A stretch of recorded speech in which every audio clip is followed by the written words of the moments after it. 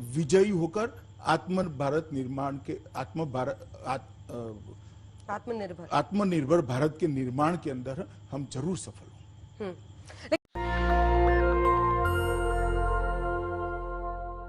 नमस्कार, मैं शंभू कुमार सिंह और आप देख रहे हैं नेशनल दस्तक। मैं सोशल मीडिया ही बहुजन मीडिया है, सोशल मीडिया ही सच्चा मीडिया। आज पर सोशल मीडिया पर क्या अपडेट है वो मैं लेकर आया हूँ और मैं बार बार कहता हूँ कि आपके लिए बहुत ज़रूरी सवाल है, बहुत ज़रूरी खबर है, क्योंकि ये खबर टीवी अखबार की हिम्मत नहीं है सरकार से पूछने की, इसलिए सोशल मीडिया को मैं बहुजन मीडिया कहता हूँ। तो सोचिए किस तरह से अमेरिका में जिस तरह से हिंसक प्रदर्शन हो रहे हैं, लोग नाराज़ हैं, उसी तरह से बिहार में, यूपी में रोज़ पूरे देश में SC ST OBC माइनॉरिटी पर रोज़ हमले होते हैं। अब नया जो मामला आया है जनपद शामली में लगातार पुलिस प्रशासन कानून के दायरे को न भूले, पुलिस प्रशासन ने जिस तरह से शेड्यूल कास्ट के लोगों पर अत्याचार किया है वो बहुत ही भयानक है, दर्दनाक है। और वो खबर पूरा आप जो है नेशनल दस्तक पर देख सकेंगे। मैं आप लोगों से गुजारिश कर रहा हूँ, यूट्यूब की कुछ मजबूरी है कि हम सारे वीडियो नहीं लगा सकते इंटरनेशनल गाइडलाइन के हिसाब से। उसके बाद भी शामली में शेड्यूल कास्ट के लोगों पर लगातार मारपीट हुई है। चंद्रशेखर आज़ाद रावण ने इस वीडियो को शेयर किया है और खबर को, और मुझे भी। मायावती जी ने एक बड़ी लाइन कही है। उन्होंने कहा कि चीन छोड़कर भारत आने वाली कंपनियों की प्रतीक्षा के बजाय केंद्र एवं यूपी सरकार को अपने बूते आत्मनिर्भर बनने का प्रयास शुरू करना चाहिए, क्योंकि शेंजेन इकोनॉमिक जोन जैसी सड़क, पानी, बिजली आदि की फ्री आधारभूत सुविधा एवं श्रमिकों को कार्यस्थल के पास रहने की व्यवस्था आदि यहाँ कहाँ है। तो मायावती लगातार इसको लेकर ट्वीट कर रही हैं और वो आत्मनिर्भर वाला जो इनका कंसेप्ट है इनकी हवा निकाल रही हैं। तो ये बड़ी खबर थी जो मैं आपको बता रहा था। और सोचिए प्रज्ञा ठाकुर जो कह रही थी कि गौमूत्र का इलाज होता है, सोचिए टेलीविजन अखबार वाले इस देश के कैसे हैं। उस प्रज्ञा ठाकुर को लेकर रोज ये लोग आंदोलन चलाते थे, इंटरव्यू करते थे और वो कहती थी चीख चीख के कि मेरा कैंसर जो है वो गौमूत्र से ठीक हुआ है। आप फिर भी मानेंगे इस बात को? अब वो लाचार हैं, उनकी हालत बहुत नाजुक है और वो एम्स में भर्ती है। मैं उनके प्रति संवेदना है, मैं किसी के प्रति भी अमानवीय नहीं हो सकता। मैं चाहता हूं कि वो जल्दी स्वस्थ हों, लेकिन जिस तरह से उन्होंने देश को और मिसलीड किया है, जिस तरह से उन्होंने पॉलिटिकल माइलेज के लिए जिस तरह से उन्होंने देश को गलत बात बताई है वो ठीक नहीं है।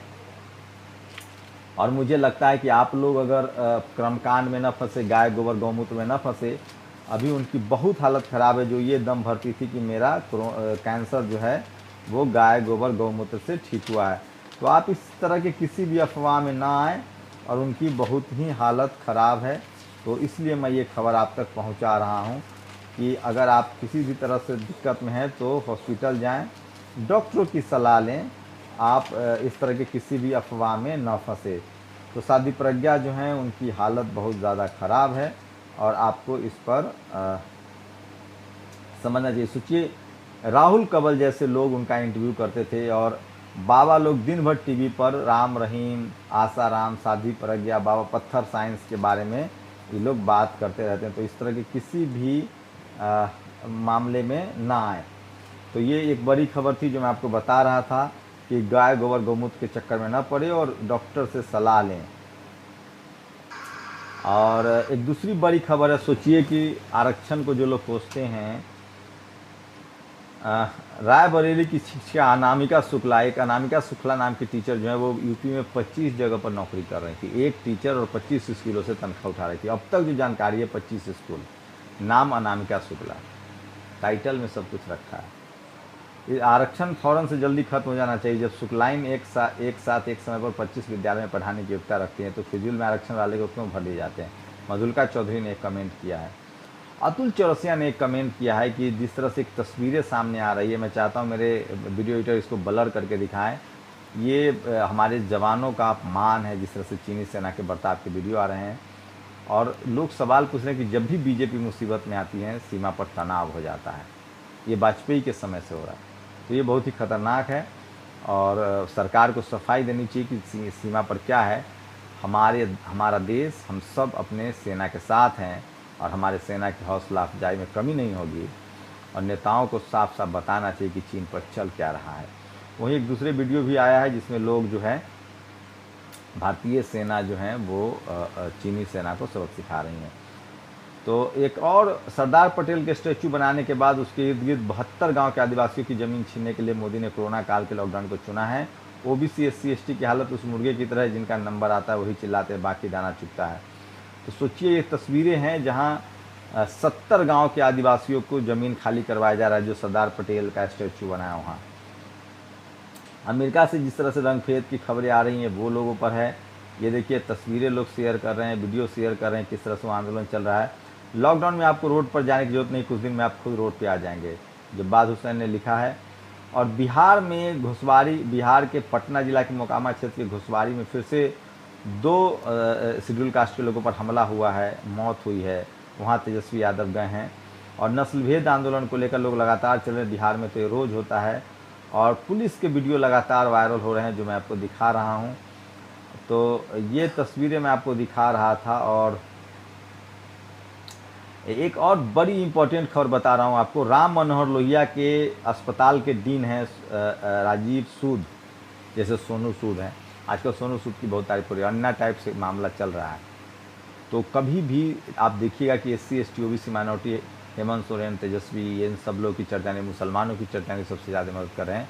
अब सारा क्रेडिट सोनू सूद ले रहे हैं, जबकि जो ज़्यादा काम करें बाकी मीडिया दूसरे को नहीं दिखाएगी। तो यहाँ पक्ष में भी और विपक्ष में भी कौन खड़े जाते हैं।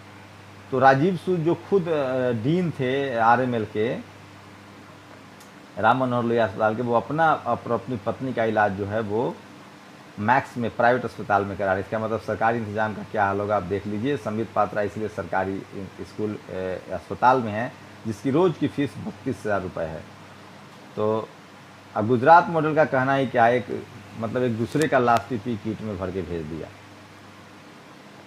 ये तस्वीर है कवलजीत सिंह ने लिखा है, अब तो लगता है देश सिखों के हवाले कर देना चाहिए। सिख समुदाय के लोग लगातार मददगार रहे हैं। ये देखिए बाबा साहब की तस्वीर लाके एक महिला लगातार लोग की मदद कर रही है। और एक और तस्वीर शेयर हो रही है जो वीडियो है कि किस तरह से लोग मदद कर रहे हैं। जो लोग ममता बनर्जी को सेकुलर कर रहे हैं उनके देखिए, ये इसे कह रहा हूँ कि ये सवर्ण जो हैं कभी सेकुलर नहीं होते हैं, तो सिर्फ राजनीति करते हैं। केंद्र सरकार 8 जून से धार्मिक स्थल खोल रही है तो ममता बनर्जी की केंद्र से ठनाठनी हो गई है। सेकुलर भाइयों पूछो क्यों? क्योंकि वह धार्मिक स्थल 1 जून से ही खोलना चाहती है।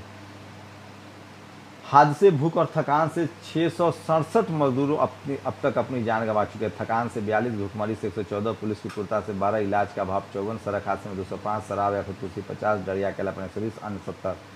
ये तो जातिवादी अखबार पत्रिका न्यूज का नेटवर्क है। सोचिए सच्चाई क्या होगी। ये एक वीडियो है जो ये सीमेंट का जो बनता है ना, पाइप देखते हैं, बड़ी बड़ी पाइपें जो सीवर लाइन के लिए बनता है, उसमें रह के लोग अपनी जान बचा रहे हैं। और एक देखिए एक मजदूर किस तरह से कह रहा है। और तांत्रिक विष्णु शर्मा ने चढ़ाया छात्रा की बलि, ब्राह्मण लोग धर्म के नाम पर इस देश को, तांत्रिक ने चढ़ा दी छात्र की बलि। सोचिए ये खबर है किस तरह से। और हरियाणा पंजाब हाई कोर्ट ने कहा है कि फ़ोन पर अगर आपको कोई जाति सूचक गाली देता है या कोई धमकी देता है तो वो SC ST एक्ट में लिखा है, casteist slurs made on mobile phones not on offence under SC ST act. ये जज साहब का फैसला है, कुछ नहीं कर सकते हैं। और 5 दिन पहले बजरी माफिया के हाथों पिटवाया था हेड कांस्टेबल को, सुनवाई नहीं होने पर था दुखी। सोचिए एक दलित हेड कांस्टेबल जो है उसने सुसाइड कर लिया है। यूपी में एक मंत्री जी जो है वो 100 रुपए का लोगों की मदद कर रहे थे। गुजरात में दो भाजपा और एक कांग्रेस नेता ने मिलकर 19 वर्षीय लड़की का किया रेप। ये भी ट्विटर पर है और ये मनी लखानी ने इसको शेयर किया है। रानी नागर पर हमला हुआ है। और सोचिए टीवी अखबार को लेकर मैं एक बात बताने वाला हूँ, इसको मैं आज और भी इस पर एक वीडियो बनाने वाला हूँ, किस तरह से बाबा साहब ने क्यों शुरू किया था मुकनायक। तो ये वो तमाम बड़ी खबरें थी जो मैं आपको बता रहा इस समय की। और ये एक वीडियो OBC की महिला ने बनाया है, इसको सुनना चाहिए आपको कि किस तरह से आप अम्बेडकरवाद को मनाते हैं तो किस तरह से आपको ताने झेलने पड़ते हैं। और एक ट्विटर पर काफ़ी ट्रेंड हो रहा है, हमारे गृह मंत्री आत्मनिर्भर नहीं बोल रहे हैं, विजयी होकर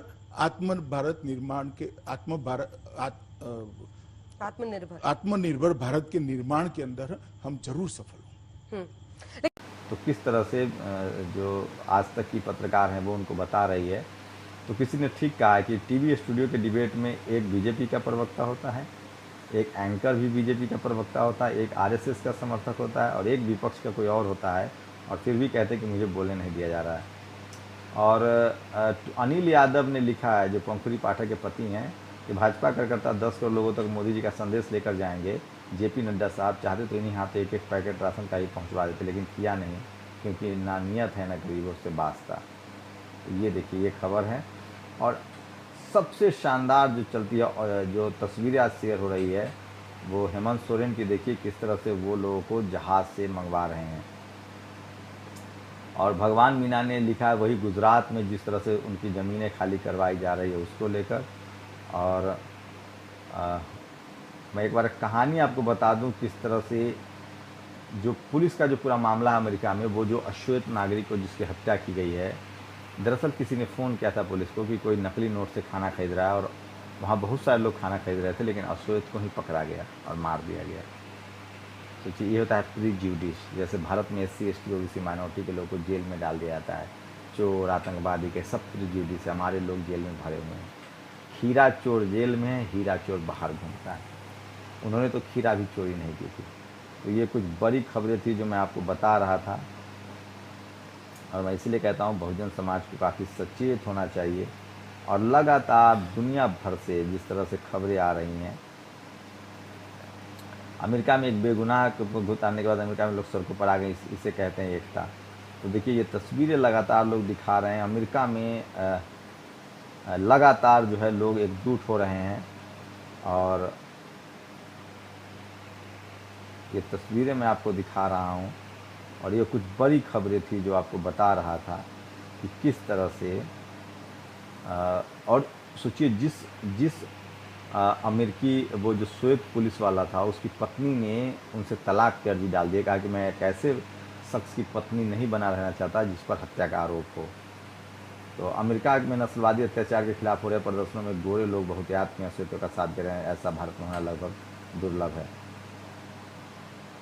भारत में ठीक वही खेल खेले जाने वाला है जो अमेरिका में खेला जा चुका है। ये खेल है हॉस्पिटल में साधारण मौत को कोरोना से ही मौत बताने का खेल। अमेरिका में अब तक कोरोना से 1,05,557 दर्ज की गई है, और टेस्ट 1,72 लाख में, जबकि एशिया में टेस्ट 1,03 लाख में, लेकिन मौतें 4,555 दर्ज की गई है। तो लगातार कोरोना के बहाने राजनीति की जा रही है। और गृह मंत्री जी को आत्मनिर्भर बोलने नहीं आता। संबित पात्रा जी को बसों के नंबर स्कूटर लगते हैं। गौरव भाटिया जी को श्रम मंत्री का नाम नहीं पता। योगी जी विपक्ष कोरोना होने की कामना करने लगे हैं। जुमलों की इस बीजेपी फैक्ट्री में नमूनों की संख्या बढ़ती है। अनूप पटेल ने ये लिखा है। तो ये तमाम चीज़ें हैं, ये बड़ी खबर है। एक भी न्यूज़ चैनल का स्टूडियो लद्दाख में नहीं बदला, क्यों? साहब ने ऑर्डर नहीं दिया क्या? तो चीन और लद्दाख पर जिस तरह से नहीं बातचीत हो रही है, उसको लेकर भी लोग बात कर रहे हैं। और अमेरिका में जिस तरह से हो रहा है, अमेरिका की एक टैग लाइन आज चल रही है। सोचिए, भारत में होता तो आप अहिंसा कर रहे हैं, हिंसा कर रहे हैं। अमेरिकन लड़की ने कहा है कि आपने मुझे हिंसा सिखाया। अमेरिकन कह रहे हैं हमें न्याय चाहिए, शांति नहीं। We want justice, no peace. We want justice, no peace. तो ये कह रहा है। तो किस तरह से लगातार वो अपने आप को डिफेंड भी कर रहे हैं। और उस भाषण पर मैंने ये देखिए, रतन लाल जी ने लिख दिया, न्यायालय भी अपनी लीला से बात नहीं आ रहा है। क्या जज साहब, आपके हिसाब से तो फ़ोन पर जान से मारने की धमकी देना, महिला को आपत्तिजनक बात कहना, गाली देना भी अपराध नहीं होना चाहिए। राजनीतिक दलों को कोर्ट में समीक्षा का मुद्दा उठाना चाहिए। तो ये लगातार चीज़ें चल रही है। और अमित शाह काफ़ी जो है वो टारगेट किए जा रहे हैं जिस तरह से। तो ये कुछ बड़ी खबरें थी जो मैं आपको बता रहा था। और भारत में लगातार जातीय हिंसा बढ़ती जा रही है। शामली में फिर हमला हुआ है। आप लोग की क्या प्रतिक्रिया है, क्या सॉल्यूशन है इसका? क्या बहुजन समाज पर जिस तरह से लगातार हमले हो रहे हैं, उसके पक्ष में भी आपको लामबंद होना चाहिए और अपने ऊपर हो रहे अत्याचार के खिलाफ लड़ना चाहिए। शुक्रिया। हम एक मीटिंग में संविधान पर परिचर्चा कर रहे थे, तो उसी परिचर्चा के दौरान महान अंबेडकर जी पर बातचीत शुरू हो गई। बातचीत के दौरान मैंने उन्हें बताया कि मैं भी अंबेडकरवादी हूँ। तो वहां मौजूद सभी लोगों के चेहरे के भाव बदल गए। किसी ने मेरे से पूछा कि मैडम आप SC कैटेगरी से हैं? मैंने कहा नहीं, बीसी कैटेगरी से हूँ। तो कहने लगे फिर अम्बेडकरवादी कैसे? मैंने कहा यही विडंबना है कि जब हम अम्बेडकर जी की बात करते हैं तो हमें एक दायरे तक सीमित कर दिया जाता है कि हम एक जातिगत नजरिए से देखने लग जाते हैं कि सिर्फ अम्बेडकर जी तो एससी कैटेगरी से हैं, लेकिन ऐसा नहीं है। यही बात मैं आज करने के लिए आप सबके समक्ष हूँ कि नारी उत्थान पर जो काम सबसे ज्यादा काम किया है वो महान अम्बेडकर जी ने किया है। महिला भारतीय समाज में दलित की तरह ही देखी जाती थी, उनकी दशा भी बिल्कुल वैसी ही थी, जिनके जीवन में अधिकारों के कोई मायने नहीं थे और शिक्षा का तो अधिकार दूर दूर तक नहीं था। नेशनल दस्तक की आपसे गुजारिश है कि अगर इसको बचाना चाहते हैं तो नेशनल दस्तक को सब्सक्राइब करने के लिए रेड कलर के सब्सक्राइब बटन को दबाएं, फिर बेल आइकन की घंटी दबाएं। नेशनल दस्तक को बचाने के लिए बहुत जरूरी है कि हर खबर को शेयर करें, लाइक करें, कमेंट जरूर करें।